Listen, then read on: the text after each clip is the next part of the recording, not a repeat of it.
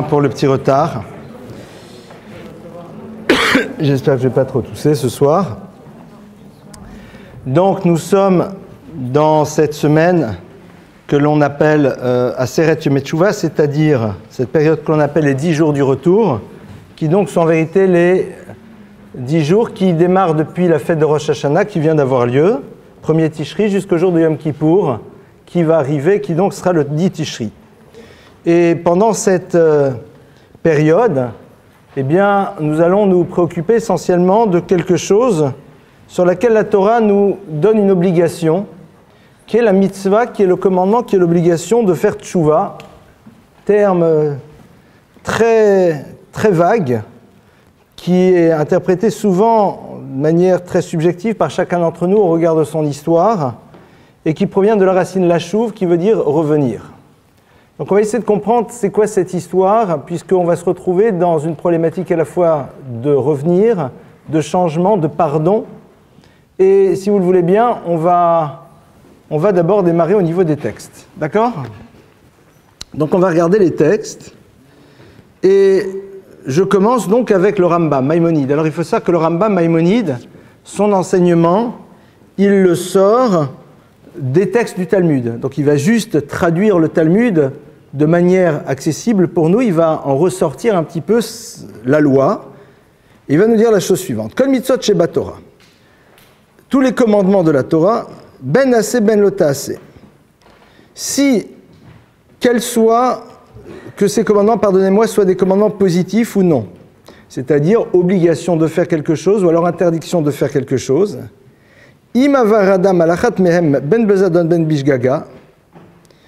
Si l'individu a transgressé sur l'une de ces choses-là, que ce soit de manière volontaire ou que ce soit de manière involontaire, que chez Yassé Tchouva Veyashuv Mecheto, donc là le Rambam nous dit lorsqu'il fera Tchouva et reviendra de sa faute, Chayav Leidvadot Lifne Akel Baruchu, il aura l'obligation, donc le terme est un peu désuet, pardonnez-moi, mais je l'utilise quand même parce que je crois que c'est le seul.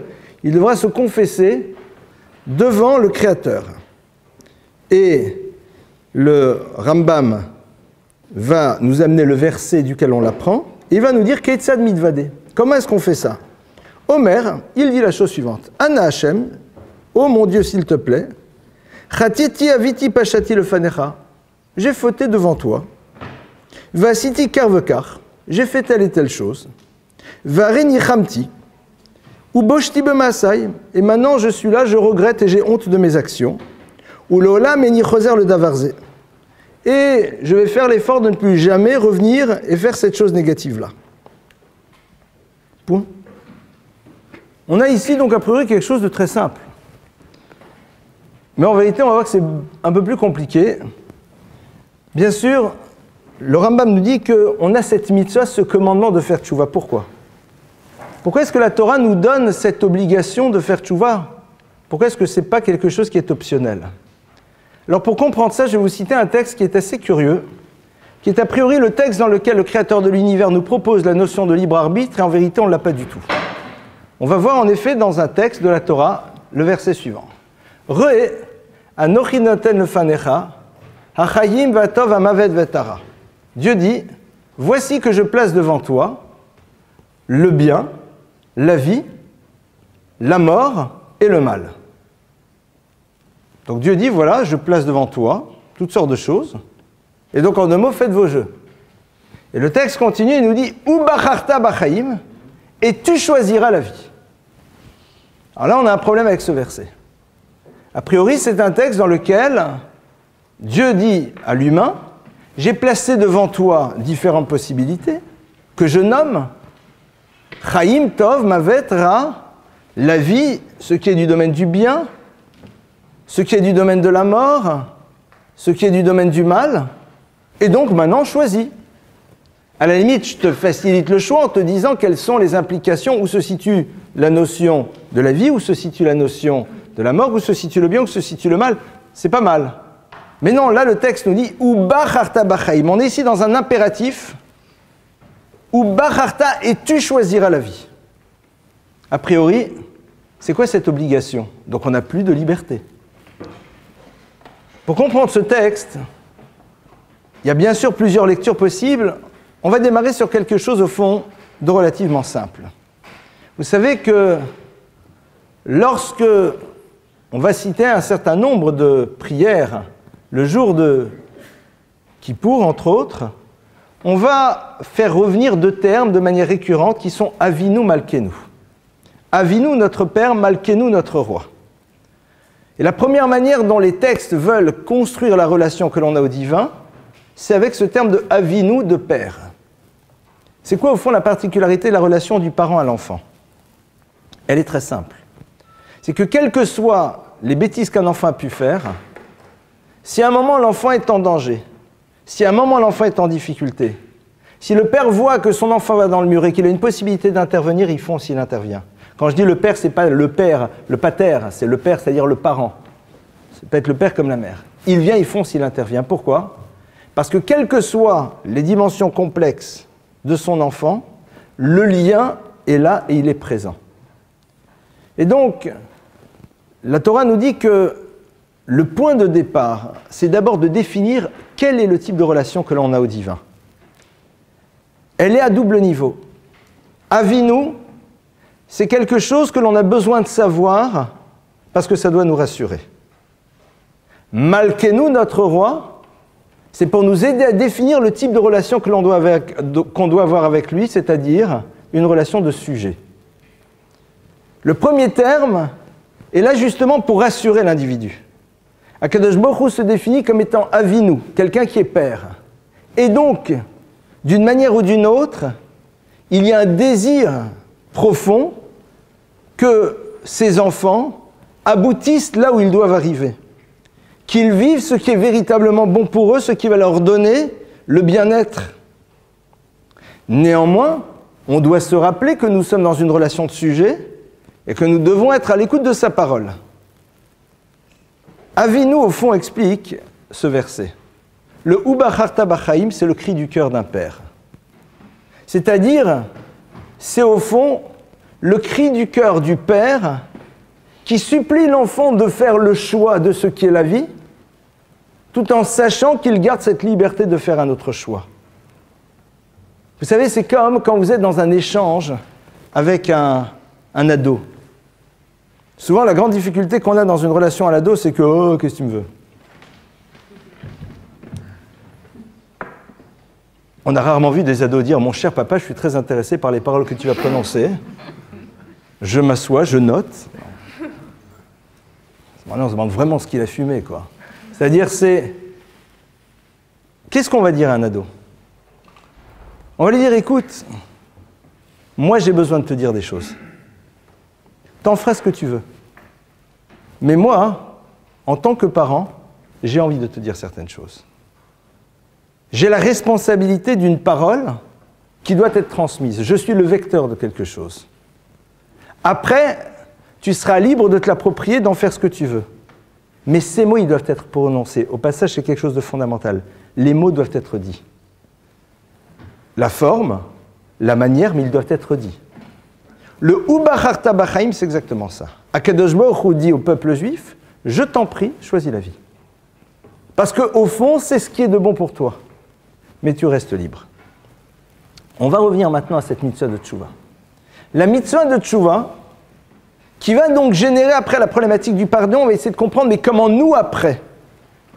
Puisqu'on va voir qu'il y a une deuxième dimension qui est dans la relation à l'autre, pardonner, et là le pardon à l'autre, et c'est quelque chose qui n'est pas simple. La mitzvah de Teshuvah, elle s'inscrit dans le même principe. C'est-à-dire dans l'obligation que Dieu nous donne d'aller dans une démarche qui est bonne pour nous. Et c'est très intéressant de voir ce point-là, qui est de verbaliser les choses. Nous, on est dans un monde dans lequel on a la pudeur mal placée. C'est-à-dire, on n'a aucun problème à faire preuve d'impudeur dans la manière dont on s'expose parfois. Mais par contre, on a une forme de pudeur qui fait que l'on n'a pas de larmes et que l'on ne verbalise pas les choses. Genre, ça ne se fait pas. Pour la Torah, il ne faut pas faire preuve de pudeur lorsque l'on rentre dans un dialogue de vérité, surtout avec le Créateur de l'univers à qui de toute façon on ne peut rien cacher. Alors la question, elle se pose. Qu'est-ce que j'ai besoin de te dire puisque tu sais? Si à la limite, je regrette, et je te demande le pardon, pourquoi j'ai besoin à un moment de le dire? Qu'à la limite, dans la relation à l'autre, je dois dire les choses, je peux l'entendre, parce que l'autre ne sait pas ce que j'ai à l'intérieur de moi. Mais vis-à-vis du Créateur de l'univers, ça change quoi? Or, le passouk de la Torah nous dit qu'il y a une obligation de vidouille. La Torah ici nous apprend que le pardon commence d'abord par la capacité d'être à l'écoute de ce que l'on a fait soi-même. Et que l'on ne peut pas rentrer dans un univers de pardon si à un moment, cette demande de pardon ne s'accompagne pas d'une prise de conscience qui passe à travers une écoute qui n'est pas celle de l'autre, mais ma propre écoute. Je dois m'entendre dire ces mots. Dieu n'a pas besoin que je les lui dise, il est au courant. Mais il me dit, tu dois les dire. Et tu dois dire quoi? Quelque chose au fond qui est très simple. Et regardez, dans le monde des relations, si on arrive à le faire, c'est génial.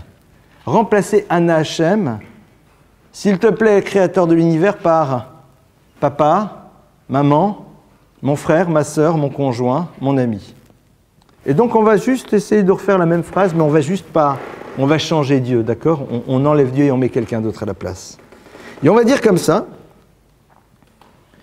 j'ai fauté, j'ai fait des erreurs, et j'ai fait ça, et je regrette, et j'ai honte de l'avoir fait, et je vais faire les efforts maximaux pour ne jamais refaire ce genre de bêtises. C'est banal.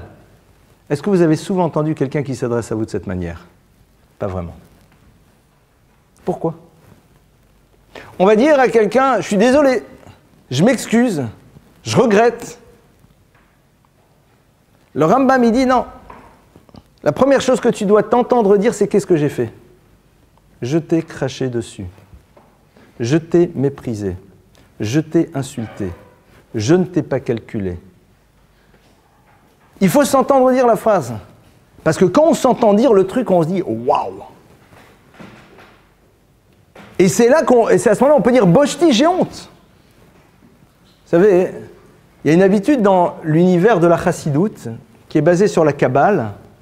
Avant de pratiquer un commandement, souvent on a l'habitude de faire ce qu'on appelle un lechem yichud, c'est-à-dire c'est une phrase basée sur des enseignements un peu kabbalistiques qui dit « au nom de l'unité divine », et là il y a plein de mots que je ne saurais pas vous traduire parce que je ne comprends pas ce que ça veut dire, mais je connais la phrase.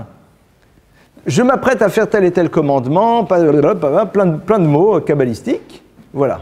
C'est-à-dire, on dit cette phrase « voici que je m'apprête par exemple à faire le kiddush, à prier, à agiter le loulav, à mettre les téphilines, que sais-je ».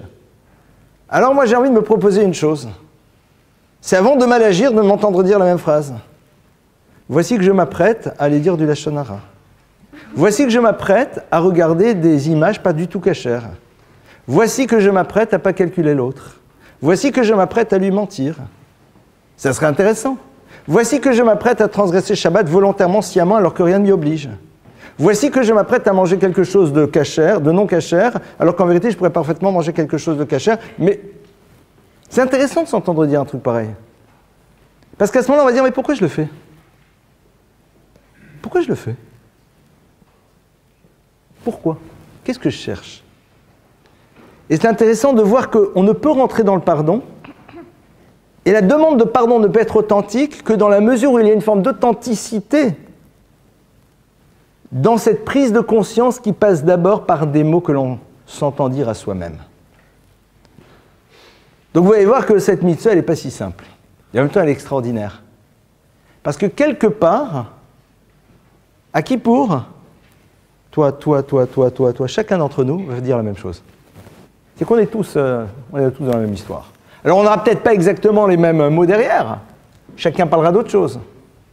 Mais concrètement, on est tous là. Et on est tous là en train de dire à Kadosh Baruch Hu, j'ai fait ça, et j'ai pas fait ça. Et au fond, c'est un peu honteux pourquoi je ne l'ai pas fait. Et pourquoi je l'ai fait. Pardonnez-moi, je suis désolé, j'ai fait la bracha avant, je vous rassure. Je ne vais pas me rajouter encore un truc en plus, il y en a assez. Donc ça va être un élément. Alors, c'est vrai que le fait de s'entendre dire va nous amener à réfléchir au fond pourquoi nous avons transgressé. Et réfléchir, mais au fond, est-ce que j'ai envie véritablement de continuer à le faire? Et si je réalise que je veux continuer à le faire, alors je joue à quoi? Et vous savez que dans le texte dans lequel on dit on dit Dieu pardonne-nous du vidouille, c'est-à-dire des confessions, paix que l'on ne fait qu'avec la bouche. Et je vous donne un exemple très simple. Vous êtes avec un ami, une amie, un conjoint, que sais-je, et qui dit écoute, je voulais te dire, voici que l'autre jour, je t'ai mal parlé, et j'ai honte de ça, ça ne se fait pas, et je le regrette profondément, et je vais essayer de faire le maximum pour ne plus le faire. Si l'autre à ce moment-là me dit vraiment, tu vas mettre en place un processus, et qu'on lui dit non. Je sais très bien que demain je vais le refaire. Elle a dit qu'est-ce que tu me veux? Alors qu'est-ce que tu es en train de faire? Explique-moi. C'est pas simple un Kippour, et en même temps c'est génial. C'est génial parce que on peut au fond, à un moment, rentrer véritablement dans une autre dynamique de réflexion sur pourquoi je fais les choses et pourquoi je ne les fais pas. Quelles sont les vraies raisons? Et il y a parfois de bonnes raisons. C'est-à-dire de raisons qui sont suffisamment fortes pour me permettre de mieux me comprendre dans ma difficulté A. Mais la plupart du temps, on va réaliser que derrière cela, il y a un point au centre. Et ce point, c'est quoi? C'est les premières choses que l'on va dire dans le fameux vidouille, dans lequel on va demander pardon. On va dire Al-Chet Shechatanu lefanecha sur les fautes que nous avons pu commettre, Be'ones ou Beratson. C'est les deux premiers mots qu'on dit. Ones, c'est un cas de force majeure. Alors, c'est quoi le problème? Force majeure. J'avais pas le choix. J'étais perdu, ça faisait 3 jours que je n'ai pas mangé, on m'a donné du jambon, qu'est-ce que j'y fasse? Il n'y a aucun problème, hein? Be'ones, par force majeure. Ou Beratson et par volonté. On met les deux en même temps. Incompréhensible. Dessler vient bien sûr nous expliquer ce qu'on est en train de dire.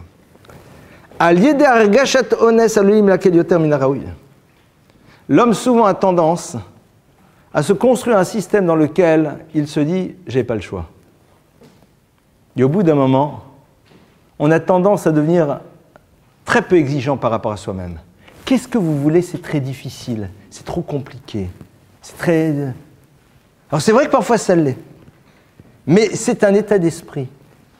C'est un état d'esprit qui est très intéressant parce qu'il a des retentissements à tous les niveaux. Honnête, je peux rien y faire, qu'est-ce que vous voulez que j'y fasse? C'est pas vrai, tu pouvais y faire. Seulement c'est un état que l'on construit. Uber Ratson, il y avait que volonté. Ratson c'est quoi? C'est la volonté à un moment d'aller vers quelque chose qui est négatif. Et c'est intéressant à ce moment-là de s'arrêter de se dire, mais qu'est-ce qui me pousse à aller vers des choses dont je sais pertinemment qu'elles ne sont pas bonnes pour moi? Pourquoi j'y vais? Qu'est-ce que je cherche? Qu'est-ce qui se joue là-dedans? Et tout l'univers du pardon, il se situe dans ce désir que l'on va avoir de comprendre, mais au fond, qu'est-ce qui est à la racine et qu'est-ce qui est moteur de mes mouvements lorsqu'ils ne sont pas très positifs. Et il y a quelque part ici un champ incroyable qui s'ouvre à nous. Akadosh Baruch Hu est en train de nous dire, il nous dit qu'au fond, le pardon, il s'obtient très facilement, qu'on a envie de commencer à explorer la racine de nos comportements, qu'on n'a pas juste envie de gérer la dimension purement technique de nos manières d'être, mais qu'on est en train de se dire, mais qu'est-ce qui fait que? Pourquoi j'ai agi de cette manière? Pourquoi à un moment j'ai décidé de mettre de côté certaines choses? Et est-ce que j'ai envie de me donner les moyens de faire en telle sorte que cette raison qui est à l'origine disparaisse? Parce qu'on le sait très bien. Il est fort possible qu'après Kippour et l'endemain, le surlendemain, il y a plein de choses qu'on n'arrivera toujours pas à faire. Mais si on a identifié la racine, on peut faire un travail. Sinon, on restera toute sa vie au même niveau. Vous avez des gens, toute leur vie, c'est la même chose. Toute leur vie, ils sont arrivés au même Kippour, avec les mêmes paquets, avec les mêmes trucs, avec les mêmes machins, et chaque année, ils redisent les mêmes choses, et l'année prochaine, on se retrouve et c'est la même chose. La même personne n'a pas bougé. C'est terrible. Forme d'immobilisme. Pourquoi? Parce que tout simplement, on n'a pas voulu lire ce que le texte nous disait. Et le texte, il dit d'abord, tu t'entends dire la chose. Tu t'entends dire, tu dis, mais au fond, c'est un peu honteux. Pourquoi j'ai décidé de ne pas être à l'écoute de ta parole? Alors parfois, tu auras une réponse. Parce que j'en ai marre. Parce que la vie est compliquée pour moi. Parce que je vois pas ce que ça m'apporte. Parce que mes parents n'ont pas été... Que sais-je? C'est une raison. Donc tu as identifié la raison. Tu sais ce qui est à l'origine d'eux. Pardonnez-moi, tu as un champ de travail. Et donc le fait de se mettre dans ce process, c'est au fond ce qui amène l'individu vers la tchouva. Et à partir du moment où quelqu'un rentre là-dedans, alors le Rambam va nous dire par la suite qu'Akadosh Baruch Hu, il a dit j'enlève tout. C'est-à-dire je fais en telle sorte que ton passé n'aura pas d'impact. Ça ne m'intéresse pas parce que comme tout père, on a envie de faciliter à l'enfant la possibilité d'avancer. Mais pour ça, il faut avoir une démarche qui commence par être vraie. C'est ce que le Rambam va nous dire donc. Et le Rambam va nous dire, un peu plus tard, que, bien sûr, il y a un certain nombre de mitzvot qui sont plus difficiles et parfois il nous faut des années pour changer. Comment est-ce qu'on sait qu'on a vraiment changé? Ezoï tchouva gmura, c'est quoi un vrai retour? C'est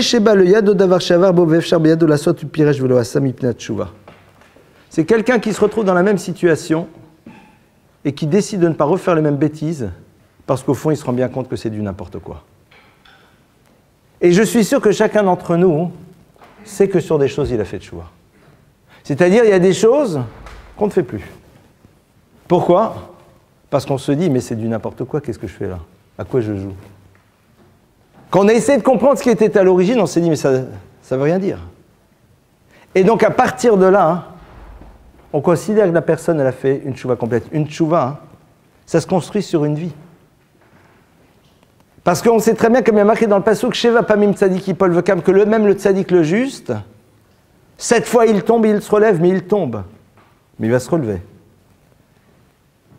Ah, vous allez dire, c'est très compliqué parce que l'année dernière, à la même époque, on était en train de réfléchir sur certaines choses et si on fait un flashback, eh bien on réalise que cette année, certaines choses sur lesquelles on s'était promis qu'on ne ferait pas les mêmes bêtises, on les a faites. Ah, on se dit, oh, c'est embêtant ça. Donc au fond, ça ne marche pas. Et il y a 2 ans, c'était la même chose. 3 ans aussi. Un jour, un élève est venu poser cette question à son maître. Il lui a dit, Rav, ça fait 5 ans que je me bats sur un problème particulier. Après Kippour, j'essaie de comprendre pourquoi, l'origine, le machin, etc. Je fais un travail, mais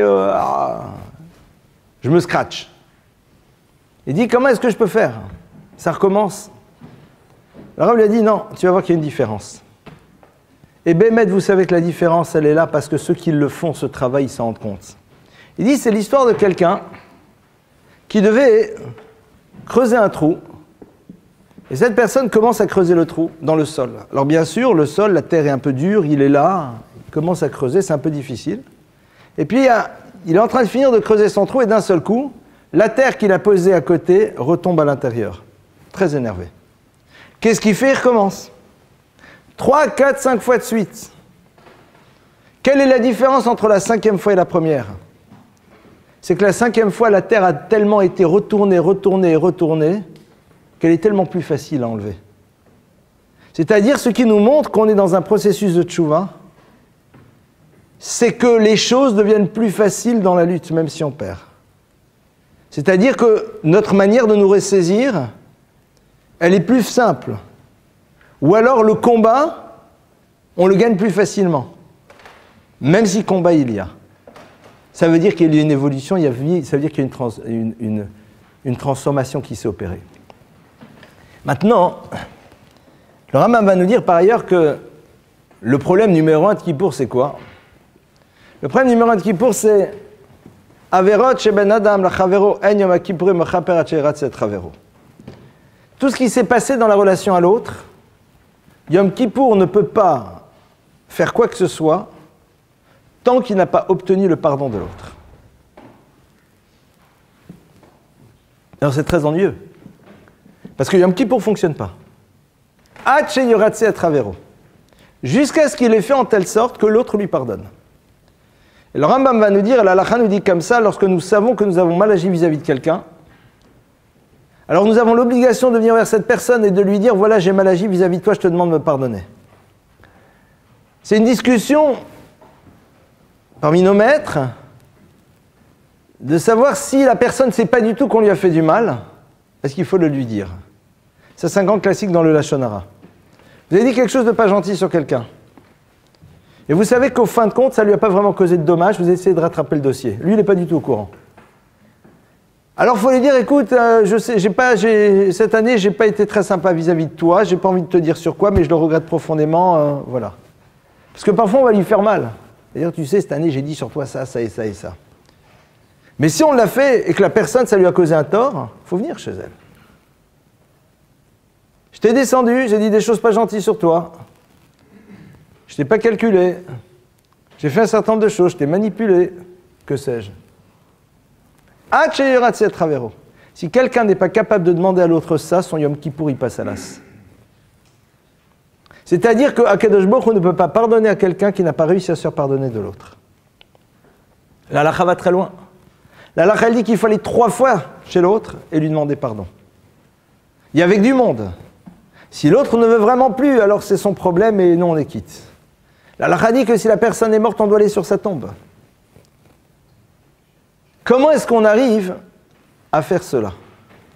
Et comment, quand on vient chez nous, on arrive à pardonner? En vérité, c'est très simple si on réfléchit. Comment est-ce qu'on y arrive?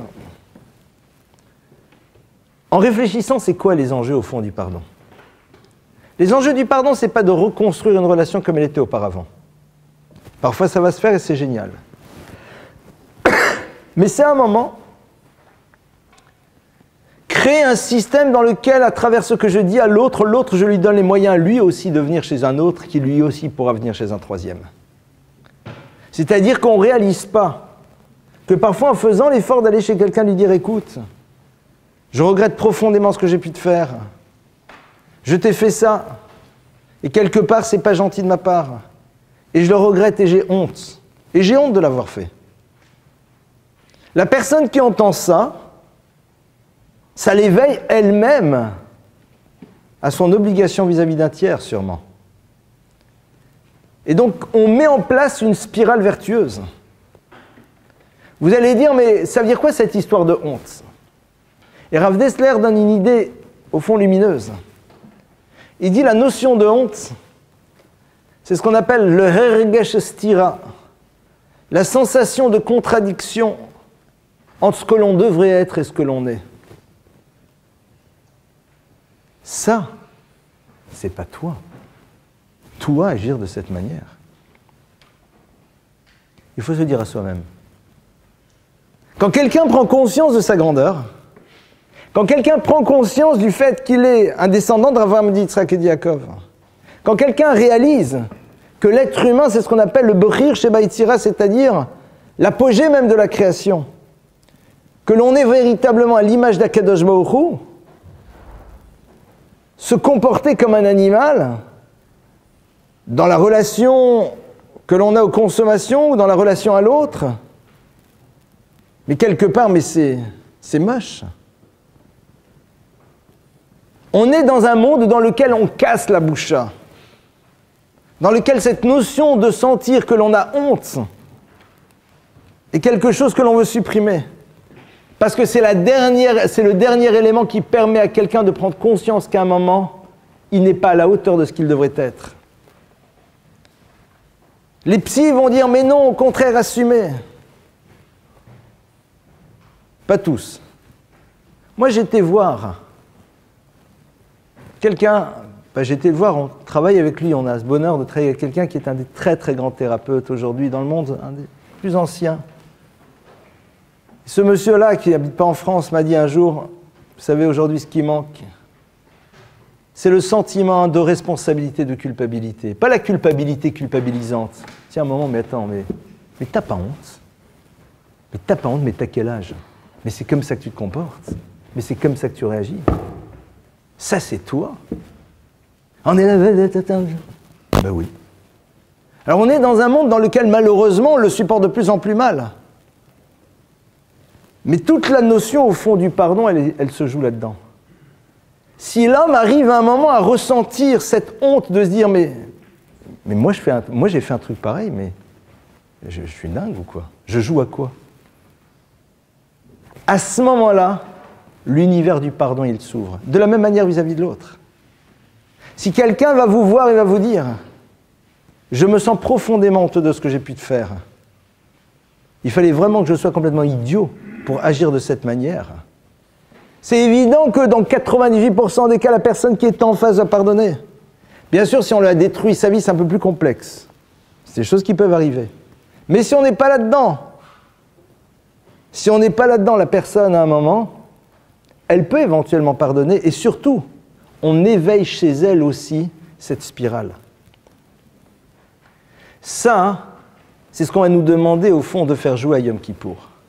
C'est que le danger de Yom Kippour, ça serait de vouloir se focaliser sur des gestuelles qui sont importantes, de vouloir en dire plein, de faire le jeûne de la parole et le jeûne de ceci et le jeûne de cela et le machin, et je reste debout et je suis en super blanc et truc et 4 fois et le talit et le deuxième talit et les kohanim, machin. C'est pas ça. Akadosh Baruch Hu, lui, ce qu'il attend, c'est Rachaman Ali Baba, il attend ce qui se passe à l'intérieur. C'est ça qui est important, c'est ça qui se joue. Et quoi? Ça amène immanquablement à ce que l'on va lire dans l'Haftara.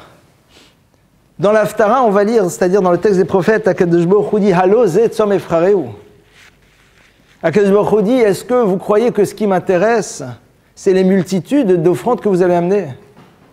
Chator harbutzot resha.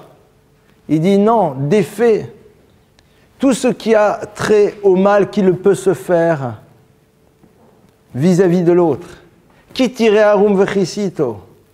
Quand tu verras quelqu'un qui est harum, qui est nu, chisito, tu vas et tu vas le recouvrir. C'est-à-dire, ça crée immanquablement un univers dans lequel je me sens responsable d'assumer ce que je dois être.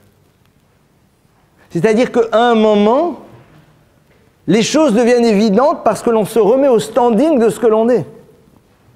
On redevient pleinement Adam, dans le plein sens du terme. Et donc, de facto, ça nous aide d'abord à ne plus vouloir jouer bas de gamme et à fonctionner vis-à-vis de l'autre comme un être humain digne de ce nom est censé fonctionner. Ça, c'est donc ce qu'on va essayer de travailler chacun à son niveau le jour de Yom Kippour. La Gemara nous dit un enseignement de Rabbi Akiva. Amar Rabbi Akiva dit « Ashrechem Israël, soyez heureux, peuple d'Israël. Lifnemi atem tarim umimeter etrem. » Il dit devant qui vous allez vous purifier, qui vous purifie. Il dit qui vous purifie, c'est Dieu. Comme il y a marqué dans le pasuk Mikveh Israël Hashem, que Dieu est littéralement le mikveh, c'est-à-dire l'espérance purificatrice du peuple d'Israël. Ma mikveh meter et atmei, ma fakadosh baruch hu meter et Israël. De la même manière que le mikveh, eh bien, rend pur ceux qui ne l'étaient pas. De la même manière, Akadosh Baruch Hu rend pur les enfants d'Israël. De quoi il s'agit? Akadosh Baruch Hu est là, il dit Shuva elai va shuva alechem. Bougez un peu, et moi je fais le reste du boulot. Je fais le reste du travail. C'est-à-dire montrer où se situe votre désir. Montrer vers quoi vous voulez aller. Ressentez profondément cette tension vers quelque chose de plus élevé. C'est à un moment, et je crois que c'est aujourd'hui sans doute un des enjeux les plus majeurs de notre société, c'est de vouloir à un moment rentrer et jouer haut de gamme. C'est-à-dire à un moment ne pas se sentir honteux, de vouloir avoir une attitude qui est à la hauteur de ce qu'est un être humain, à tous les niveaux. Ça, c'est ce qui va se jouer à Yom Kippour. Et c'est très intéressant parce que ce jour-là, quand on ne va pas manger, quand on ne va pas boire, quand on va un petit peu prendre de la distance par rapport à notre vie physique, on va montrer qu'on est capable, au fond, d'exiger quelque chose vis-à-vis de nous-mêmes. On est capable de s'affranchir. Pas 48 heures. À la fin du jeûne, c'est un peu plus compliqué. Il y a certaines personnes qui, de par leur constitution, c'est plus difficile, c'est vrai. Mais pour l'immense majorité d'entre nous, ce n'est pas un problème. On a un peu faim, et alors? Ça va, ça se passe. Donc on est dans cet état de conscience. Et cet état de conscience, au fond, il doit nous accompagner. Il doit nous accompagner, la finalité, au fond, c'est que ce modèle de fonctionnement s'exprime le soir, quand on sort, quand on parle, quand on retrouve, quand on mange, quand on fonctionne. On est passé à un niveau supérieur. Et même si on sait qu'être dans la constance va être un peu difficile, mais au moins à un moment on a goûté à quelque chose que l'on voulait véritablement être. Est-ce qu'on arrivera à tenir en permanence? Ça va faire l'objet d'un autre débat. Comment vais-je me donner les moyens d'être dans une constance? Mais déjà, on a goûté à quelque chose d'autre. Sinon, on sort, on est très content. Les gens attendent la sonnerie de Kippour, pouf, ça sonne, et puis tout le monde se lève et part en courant. Chic, alors ça y est, c'est terminé. Yom Kippour, c'est dans l'absolu un moment qu'on n'a pas envie de quitter. Pourquoi? Parce que c'est un moment dans lequel on commence à toucher un petit peu ce que l'on est réellement. C'est-à-dire, dans lequel on voit les choses de manière différente. Les enjeux ne sont plus les mêmes. La place qu'occupe la matérialité n'est plus aussi fondamentale. C'est-à-dire, on vit un tout petit peu cette expérience que l'on peut retranscrire au quotidien. On la vit. C'est-à-dire qu'à un moment, au fond, est-ce que véritablement c'est si important de consulter son Facebook toutes les 2 minutes? Non, on ne l'a pas fait pendant 24 heures, tout va bien. Est-ce que si vrai? Non, il y a plein de choses on réalise. Au fond, ce n'est pas si fondamental. Et cette notion-là, hein, quand on l'a touchée un petit peu, alors ce qu'on va essayer, c'est la transporter. Et le pardon d'Akadosh Baruch Hu, il se situe là. Il se situe si à un moment l'homme a utilisé cette journée pour pouvoir prendre une dimension supplémentaire. C'est comme ça qu'on arrive à pardonner à l'autre. Quand vous voyez que l'autre, à un moment, a envie de passer dans la classe supérieure. Quand vous voyez que l'autre ne se contente pas juste de dire « je suis désolé, pardonne-moi », mais que dans son comportement, on réalise qu'il est en train de changer, et pas juste dans notre relation. Que brusquement, les enjeux ne sont plus les mêmes, ce qu'il donnait comme importance aux choses n'est plus les mêmes, on peut pardonner très facilement. Parfois, sur certaines choses, c'est plus compliqué. Mais quand on sent que la personne, ça y est, elle décide d'être autre chose, réellement. Donc on voit qu'on n'a plus la même personne. Et c'est vrai que c'est très difficile de pardonner à quelqu'un qui dit « je regrette beaucoup », mais qui, quelque part, ne montre pas à travers sa manière d'être qu'il rentre maintenant dans une perspective de grandeur. Moi, je l'ai vu dans beaucoup de situations, surtout dans les problématiques de conflits de couple, dans lesquelles, quand quelqu'un à un moment demande à l'autre pardon, mais s'il continue à regarder les mêmes feuilletons, le pardon, il est très difficile à recevoir. Mais si à un moment, il ne regarde plus les mêmes feuilletons, c'est-à-dire à un moment, cette conscience de « mais comment c'est possible que je puisse faire des choses pareilles ?» l'amène à avoir une attitude autre dans le rapport qu'il a au monde, à lui-même et aux choses. Alors à ce moment-là, on peut pardonner. Parce qu'on se rend compte que l'autre, c'est plus le même. C'est un autre personnage. Celui à qui on en veut, c'est un personnage, mais qui n'est plus là. Parce que l'autre s'inscrit dans une autre dynamique. Et c'est comme ça que le Rambam dit. Akadosh Baruch Hu dit, cette personne-là, elle est totalement nouvelle. C'est toujours le même corps, c'est toujours le même nom, c'est toujours la même carte d'identité, mais c'est quelqu'un de radicalement nouveau puisqu'il n'est plus dans le même univers, il s'est mis dans une autre sphère. C'est vrai que quand on se met dans cette autre sphère, qu'on commence à y aller, alors on risque de se sentir un petit peu seul. Parce que généralement, on préfère rester toujours au même niveau. On aime bien parce qu'on a nos habitudes, on a nos points de repère, c'est nos zones de confort. Parce qu'à un moment, on a peur de cette solitude de celui qui, ne voyant plus les choses de la même manière, ne donnant pas aux choses le même enjeu, eh bien, se sentir un petit peu décalé par rapport à une société qui continue toujours de donner aux choses le même enjeu. Je veux dire, hier soir, c'est très intéressant parce que j'étais en voiture, et bon, généralement, en voiture, j'ai beaucoup de choses à faire, et hier soir, j'ai écouté la radio. De temps en temps, ça m'arrive. Parce qu'à la maison, il n'y a pas de télé, il n'y a pas de radio, donc de temps en temps, quand je suis dans la voiture, ce qui est rare, je dis, tiens, je vais écouter. Et j'entends donc des péroraisons sur une histoire d'élection au Sénat. Et c'était très intéressant parce que j'étais en train de dire, mais à quoi vous jouez? T'as envie du pouvoir, mon frère. Dis-le, c'est sympa, moi aussi. Demain, tu me fais sénateur, c'est une bonne paye, le truc, il est super, je ne sais pas si t'es obligé de bosser, c'est top. T'as du kavod, t'as de l'argent, t'es reconnu, ben c'est normal qu'on ait envie. C'est normal. Après, chacun, mais je vous explique, non, parce qu'en vérité, la place et la fonction et le truc et le... T'as dit ça la première fois que tu t'es fait élire, la seconde fois, la troisième fois, la cinquième fois, la 10e fois, Ribono Shalom, tu ne peux pas monter de classe. Monter de classe, c'est dire non, voilà, je vais dire ce que je cherche. La sécurité de l'emploi, il y a un endroit bien payé, sympathique et dans lequel j'ai du kavod. T'as le droit. C'est pas ça pose pas de problème. C'est ça. Sortir de Kippour à un moment, c'est dire bon, j'ai toujours envie de... Mais les enjeux sont plus les mêmes. Le rapport aux choses a changé.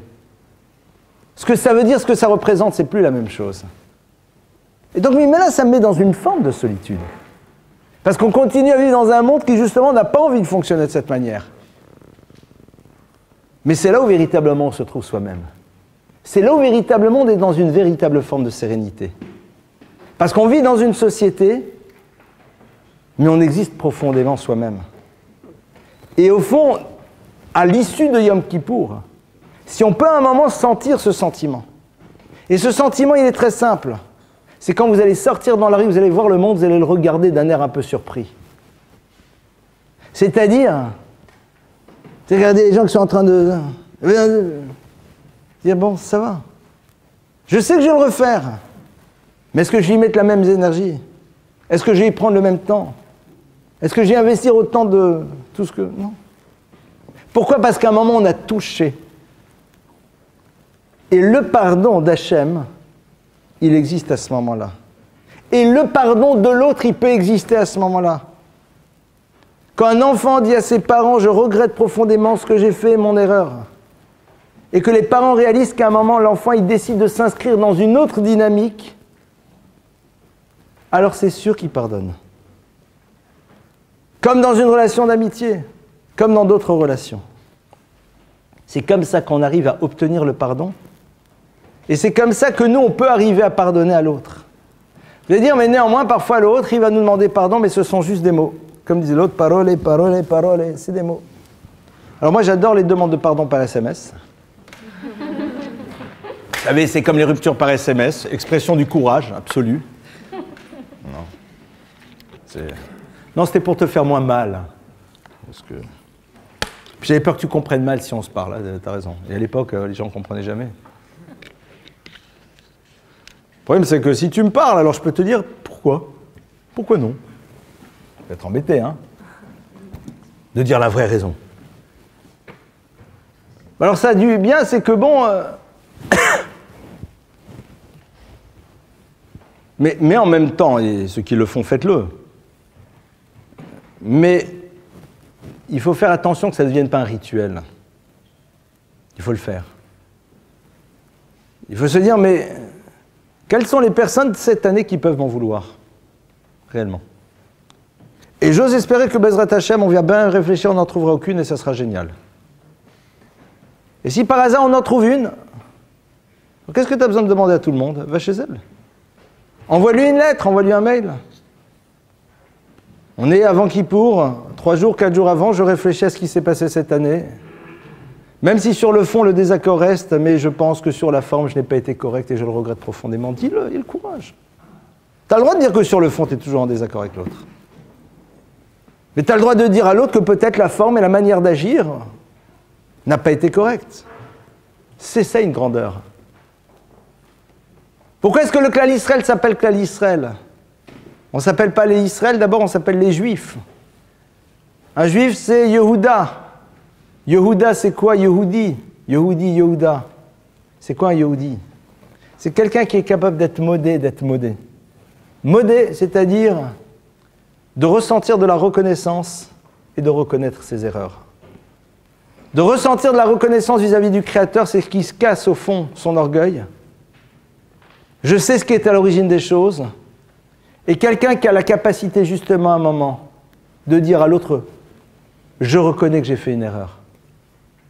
C'est ça qui forme la grandeur de l'être.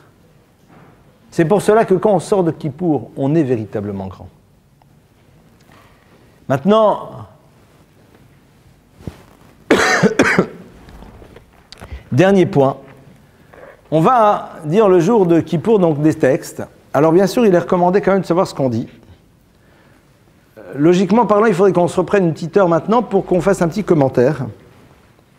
J'ai juste envie, pour vous mettre un peu en appétit, de traduire et de commenter 2-3 mots que l'on va dire dans ce fameux al-khet. Alors, al-khet, shechatanu beimut salev. Sur les fautes que nous avons fait beimut salev par un cœur dur. De quoi il s'agit? Disent nos maîtres, c'est quelqu'un qui tout simplement est ce que j'appellerais dans un langage plus actuel psychorigide et d'une personne qui considère qu'il a toujours raison. Le nombre d'erreurs que l'on peut faire parce qu'on est persuadé d'avoir raison. Parce qu'on considère que article 1, le chef a raison, article 2, quand le chef se trompe, se référer à l'article 1. Parce qu'on ne sait jamais dire à quelqu'un « je suis désolé, je me suis trompé, j'ai eu tort ». Parce qu'on n'envisage même pas cette hypothèse de se dire « mais c'est peut-être moi qui n'ai rien compris à l'histoire », ne rentre absolument pas dans notre tête. Parce que les explications de texte, on les a une fois pour toutes et on n'est pas incapable d'envisager une autre hypothèse. Et des gens, parfois, ils viennent, ils disent « oui, je vous explique, c'est parce que ceci, ceci, cela ». Je dis « d'accord, c'est intéressant, vous avez une autre hypothèse ?» Peut-être qu'il y a une autre hypothèse. Il dit « mais non, c'est évident ».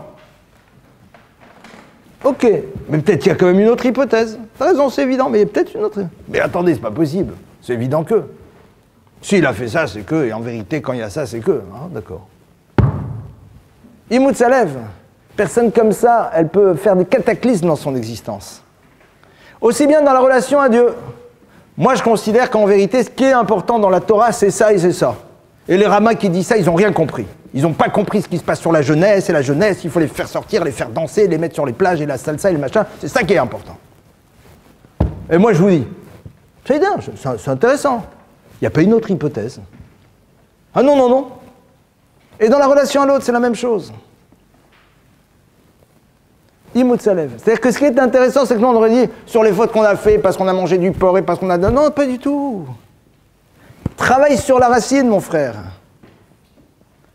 Parce que tu n'es pas qu'un animal. Donc il y a une origine aux choses. Ça serait trop facile de dire « non, mais je suis un animal ». Non.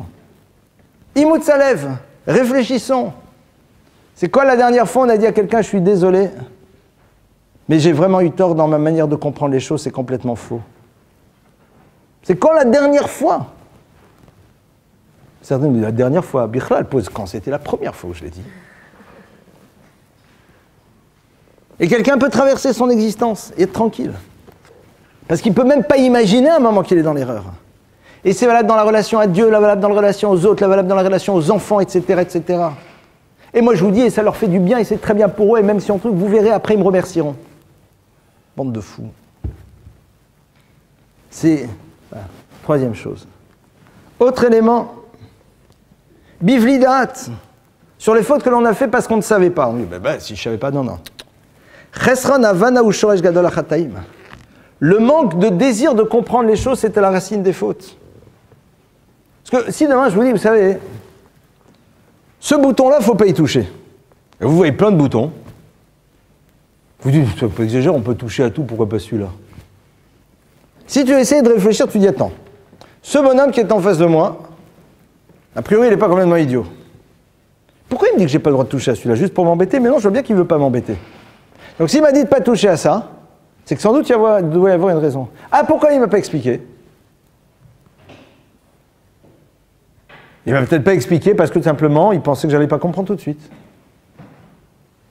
Quelqu'un qui ne cherche pas à être mévine à comprendre les choses, eh bien c'est quelqu'un qui très facilement va faire des erreurs. Il va dire, mais j'ai pas vu où était le problème. Réfléchis 2 minutes avant. Réfléchis 2 minutes.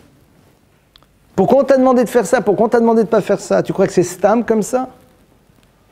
Tu crois que c'était juste comme ça? Il y a des raisons, il y a d'autres choses. Je vais raconter une histoire. C'est l'histoire comme ça d'un roi qui a envoyé un jour un de ses princes dans un pays et il lui a dit, écoute, tu vas là-bas en visite, mais je te demande une chose, c'est de ne jamais répondre à un pari. Tu vas là-bas, pourquoi? Parce que tu dois faire un prêt Donc tu vas essayer de leur négocier un prêt à l'autre royaume de 10 millions d'euros. 10 millions d'écus, on va dire, c'est à l'époque. Mais, voilà. Le gars, il arrive, et il négocie, il dit, voilà, ils sont prêts à lui donner 10 millions. Et puis, juste avant de partir, il y en a qui dit, dites-moi, je suis désolé, hein, c'est un peu honteux de vous le dire comme ça, monsieur, mais c'est de naissance que vous avez cet énorme boss, mais énorme boss dans le dos. Et il dit, mais attendez, mais j'ai pas de boss. Il dit, attendez, monsieur, excusez-nous, hein, c'était juste pour savoir, peut-être c'est un problème médical, on peut vous aider, etc., sait-on jamais. Mais attendez, c'est énorme. Vous ne voulez pas qu'éventuellement on vous fasse voir par des médecins chez nous, ils pourraient vous aider. Mais il dit, mais j'ai pas de boss. Il dit, mais si, mais je vous promets. Et l'autre lui dit, écoutez, monsieur, je vous assure que vous en avez, je peux même, enfin, attendez, si vous enlevez votre chemise, il dit non. Il dit, écoutez, moi je vous parie 100 millions que... Ah, l'autre, il est super content. Il est super content. Bon, le roi a dit, il ne faut pas faire de pari, mais il dit, attends, l'autre, il parie 100 millions. Le roi, il voulait un prêt de 10, moi je vais revenir avec 110, parce que je sais que j'ai pas de boss. Et il enlève sa chemise, et tout le monde regarde et il dit, on est désolé, on a mal vu, vous n'avez pas de boss. Bon, il n'y a pas de problème, on va faire le transfert. Il rentre chez le roi et il dit, waouh, vous savez, je vous ai fait gagner 110 millions. Alors il dit, comment? Il dit, ils ont fait un pari avec moi. Alors il dit, quel pari? Il dit, ils ont fait le pari que j'avais une bosse pour 100 millions, et moi je savais très bien que je n'avais pas de bosse. Alors il dit, le truc que tu ne savais pas, c'est qu'ils avaient fait un pari avant moi, juste avant de venir, de 100 millions aussi. C'est qu'il serait capable de faire enlever sa chemise à un de mes ministres devant tout le monde. Bivlidat, réfléchis. Tu crois que Stam, on te demande de faire les choses? Ouais, mais je vois pas où est le problème. Réfléchis un coup plus tard. C'est très intéressant parce que cette histoire-là, qui est une histoire qu'on raconte aux enfants, mais quelque part, elle nous parle aussi. Ça, c'est ce qu'on appelle aussi Bivlidat. Parce que dans notre logique, à ce moment-là, on dit, mais j'ai tout bien. Mais qu'est-ce que tu sais de ce qui peut se jouer ailleurs? Et si le roi a fait un pari, t'en sais rien? Quelqu'un qui a du date, il peut envisager ça. Et il dit, si on m'a demandé de ne pas répondre à un pari, même si logiquement parlant, ça vaut la peine de le faire, je ne le fais pas, il doit y avoir une raison. Parce que s'il me l'a demandé, c'est que sûrement il sait ce qu'il fait. Ah, mais dans ma logique à moi, et du date. Et puis après, Begilo Yarayot, dans tout ce qui a trait à l'univers de l'immoralité. Alors c'est intéressant. Parce que dans l'immoralité, on nous dit Begilouï, de celui qui dévoile la rayot, la nudité. Et dire Rav Dessler, Shoresh Ached Matril Beit Galut Davar Shemit Avelo. La base de la faute, c'est quand on commence à dévoiler à l'autre et à lui montrer cette chose qu'il désire. Quand il a devant lui ces choses vis-à-vis desquelles il a de l'appétit, à ce moment-là, ça devient compliqué. Le texte continue, il y a énormément de choses. On va dire que travailler sur ce texte, il existe d'ailleurs des textes qui sont traduits aussi, est quelque chose d'extraordinaire. C'est parce que quand on analyse, on va réaliser qu'on est d'une manière ou d'une autre concerné par tous. Pas qu'on fait des fautes, mais quelque part, ce qui est à l'origine de ce qui pourrait nous amener est présent chez nous. Et c'est extraordinaire, parce qu'on sait alors quels sont les points sur lesquels on travaille. Et en même temps, on n'a pas une vision trop négative de nous-mêmes qu'on se voit mal agir. Parce qu'on sait très bien qu'en vérité, ce n'est pas parce qu'on est nécessairement des êtres de mal, mais parce qu'on n'a pas voulu voir qu'à l'origine des choses, il y a quelque chose qui se joue. Et si on commence à travailler là-dessus, alors les choses, elles peuvent changer. Maintenant, Yom Kippour, c'est un jour de joie. C'est un jour de joie extraordinaire. C'est appelé Chag, c'est une fête. Pourquoi? Parce que c'est un jour dans lequel tout est ouvert. C'est un jour dans lequel, au fond, tout est facile. Il faut juste se recentrer sur l'essentiel. Souvent, les joies voient Yom Kippour comme étant un jour d'une grande pesanteur. Alors qu'au fond, c'était un jour incroyable. Il y a une opinion dans le Talmud qui n'est pas retenue à la fin, mais qui est là, et si elle est là et elle est citée, c'est pour nous dire jusqu'à où ça peut aller, qui dit que Itsu Moshel Yom Mechaper, juste le fait de passer Kippour, ça peut faire disparaître la totalité des éléments négatifs qui font partie de notre histoire dans la relation à Dieu. Alors il y a marqué qu'il faut quand même regretter. Mais pour montrer ô combien on a cette chance d'avoir cette journée. Alors, comme je l'ai dit tout à l'heure. On sait très bien que chose la plus difficile, ça va être d'être dans la constance. Mais rappelons-nous que la constance est une qualité primordiale, fondatrice dans l'existence. Ce qui permet à quelqu'un de construire, et vous le verrez, Bezrat Hashem, ceux qui ont déjà des enfants le savent, et ceux qui, Bezrat Hashem, c'est-à-dire tous les autres, quand vous aurez vos enfants, vous verrez que ce qui construit un enfant, c'est quand on est capable d'être constant dans la démarche d'éducation qu'on a avec lui. Quand je dis constant, ce n'est pas figé, comprendre ce qui se passe, mais après qu'on a pris une direction, tenir, ne pas lâcher, être dans la continuité, et au bout d'un moment, il s'inscrit dans quelque chose. Ça, c'est ce qu'il y a de plus difficile. Et on sait que le danger de l'année, c'est ça. Mais si on commence à travailler sur l'origine, alors on va constater qu'à l'image de ce que j'ai dit tout à l'heure, même quand le sable retombera, et malheureusement on sait qu'il risque de retomber, même si on n'a pas envie qu'il retombe, on aura beaucoup plus facile à le faire ressortir. Et à partir de là, on rentre dans une dynamique qui nous amène vers véritablement ce que l'on a envie d'être. Voilà quelques idées que je voulais partager avec vous. C'est vrai qu'il ne faut pas louper cette journée, mais si quelqu'un est fatigué, si quelqu'un ne se sent pas bien, qu'il ne se sente pas stressé de ne pas aller à la synagogue, il vaut mieux le jour de Kippour rester chez soi tranquille, dormir, lire, se reposer, prier si on peut, et tout simplement se retrouver avec soi-même. L'essentiel, ce n'est pas la synagogue, ça se joue. Bien sûr que si on peut y aller, il faut y aller, mais pour prier avec tout le monde. Et c'est là où, comme chaque année, je vous donne quelques règles. Les règles de Kippour, vous les connaissez, pas manger, pas boire, pas se laver, pas avoir de relations physiques dans un couple. S'il n'y a pas de couple, de toute façon, le problème ne se pose pas. Ne pas s'enduire le corps, ne pas mettre des chaussures en cuir, c'est tellement facile aujourd'hui. Ne pas, comme Shabbat, ne pas transporter, toutes ces choses-là qu'on ne peut pas faire Shabbat. C'est un jour kadosh, c'est un jour très saint. Et c'est un jour dans lequel le danger numéro 1, ça serait de tomber dans les problématiques de tension entre les gens. Ce qu'il faut, c'est faire preuve d'une qualité ce jour-là, qui est celle du vitour, céder. C-E-D-E-R, céder. Tu veux ma place, tu penses que c'est la tienne, prends-la. Tu penses que c'est ton livre, prends-le. C'était à toi de le faire, vas-y, fais-le. C'était à moi d'y aller, c'est toi qui devais monter, monte. C'est à toi, vas-y. Remettre les enjeux à leur place. Dans les repas, combien de fois, malheureusement, j'ai entendu que les repas avant la fête ou après la fête, c'est des catastrophes. Les gens se stressent. Tu veux, vas-y, avec plaisir, mais c'est pas grave. Mais il a envie de manger une deuxième fois, pas une deuxième fois, et d'abord les raisins avant le couscous et avant le guéfi. Fais, c'est pas grave. Et le gâteau que c'est spécialement préparé, c'est pas grave. Alors il mangerait une autre fois. Cette notion de vitour, c'est-à-dire s'élever un petit peu, regardez où sont les vrais enjeux. Et vous savez, c'est incroyable, si on arrive à le faire, on se sent tellement plus tranquille. Dans la synagogue, bien sûr, les oreilles sont bouchées, surtout les ragots et autres ambiances du même genre. D'accord? Donc on n'est pas là en train de commenter les dernières nouvelles. Il y a encore moins à parler des uns des autres. Il y a à faire les commentaires sur le look de X et le look de Y et ceci, cela. D'accord? Et si quelqu'un commence, plongez-vous dans votre livre. Et à la limite, essayez de prendre sur vous, si c'est la seule technique, de ce jour-là, parler le moins possible. Comme ça, au moins, vous dites comme ça. Ah, vraiment, quelle pas bêche, hein, pour qui tu te prends? Tu te crois que tu es plus religieuse, alors qu'en vérité, cette année, on sait très bien que... Vous pouvez dire, ouais, c'est vrai. C'est vrai. Mais attendez, vous savez, malheureusement, hein, c'est pas grave.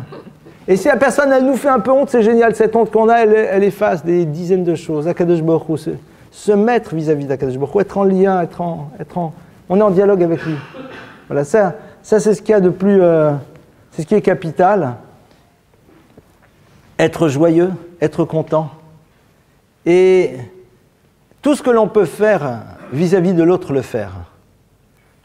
C'est-à-dire, je racontais, et je conclus là-dessus avant de passer aux questions, Rav Israël Salanter, qui était un des maîtres les plus prestigieux que le peuple juif a connu dans les 200 dernières années. Et j'ai déjà raconté cette histoire, mais pour vous montrer c'est quoi au fond une préparation à Kippour. Avant Kippour, ses élèves le voient monter dans la galerie des femmes. Avant Kippour, il n'y a personne pour l'instant. Et puis ils entendent de là-haut un bruit. Qu'est-ce qu'ils entendent?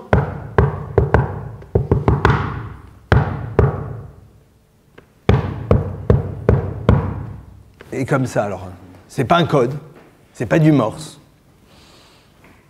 Alors il y en a un ou deux qui montent parce qu'ils veulent voir, parce qu'un élève a envie de voir ce que fait. Il voit que le Rav est quasiment agenouillé devant les bancs. Il regarde les bancs, il tape dessus avec un marteau. Ils disent peut-être que d'après la Kabbale, il est en train d'évacuer les machins. Sinon on aurait fait un grand truc. Il y a un des élèves, il est venu voir le Rav, il dit Rav, excusez-moi, vous pouvez m'expliquer. Rav Israël Salanter, l'histoire elle est vraie. Maître parmi les maîtres. Tout l'enseignement du Moussar, on le lui doit aujourd'hui. Tous les plus grands maîtres du Moussar sont ses élèves. Rav Israël, qui était un géant Torah, fait remarquer à ses élèves que sur les bancs sur lesquels les dames vont s'asseoir le lendemain, c'était à l'époque, bien sûr, c'était des bancs en bois. Et pour faire tenir les bancs, il y a des vis et des clous. Et il y a certains petits clous qui sortent un petit peu. Et il dit, tu comprends, demain les femmes vont venir, beaucoup plus nombreuses que d'habitude. Elles mettront des habits en l'honneur de la fête. Est-ce que tu t'imagines la douleur d'une des femmes qui, quand elle va s'asseoir, risque de faire un accroc à sa robe? Alors je viens, je regarde chaque banc. Et j'enfonce les clous. C'est quoi cette histoire? Cette histoire, elle montre qu'au fond, la dimension la plus élevée de Yom Kippour, c'est celle qui va faire que l'on va réaliser qu'on a une sensibilité nouvelle dans la relation à l'autre. C'est-à-dire qu'à un moment, c'est pas notre niveau, on n'est pas là, si moi demain je m'amuse à faire ça, je suis pas un copieur, je suis fou du monde. Mais pour lui, Kippour, c'était intimement lié à ça. Et c'est pour ça que on a vu que le pardon avec Akadosh Baruch Hu et le pardon vis-à-vis de l'autre, c'est quelque chose qui sont profondément en phase d'une avec les autres. Si vous n'avez pas très faim, quand Kippour termine, ne quittez pas la synagogue en courant comme un enfant qui s'enfuit de l'école quand la cloche de récréation a sonné. Sauf si vous savez que vous avez des parents, des amis qui vous attendent et qui sont très stressés. Dans ce cas-là, il n'y a pas le choix. Il y a une prière après, et la prière du soir.